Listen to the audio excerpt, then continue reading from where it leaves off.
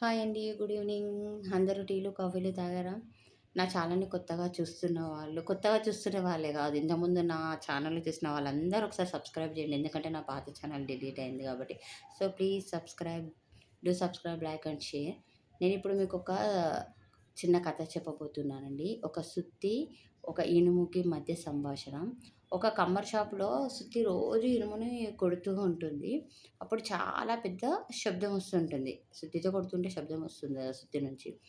అప్పుడు చూసి ఒకరోజు ఇనుము సుత్తిని అడుగుతుంది. "నువ్వు నన్ను కొడుతున్నావు సరే, అప్పుడు బాధ నాకే కదా! మరి నాకన్నా ఎక్కువ నువ్వెందుకు శబ్దం చేస్తున్నావు సుత్తి" అని. అప్పుడు సుత్తి ఇలా చెప్తుంది.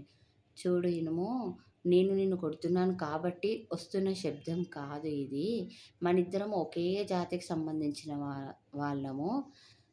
మన వాళ్ళలోనే ఒకడు మనల్ని కొడుతుంటే వస్తున్న శబ్దం అది" అని చెప్తుంది. ఇప్పుడు ఈ కథ వల్ల మీకేమర్థమైందండి? నేను చెప్తాను. ఏంటి అంటే, బయటి వాళ్ళు ఇస్తున్న గాయం కన్నా మన ఇంట్లో వాళ్ళ వల్ల మనం గాయపడతాం చూడండి, దానికి బాధ చాలా ఎక్కువ ఉంటుంది.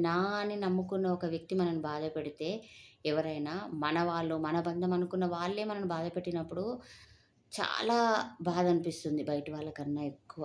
అదే మనలో మనవాడే ఒకడు మనల్ని కొడుతున్నప్పుడు వచ్చే శబ్దం అది. అదే బాధ.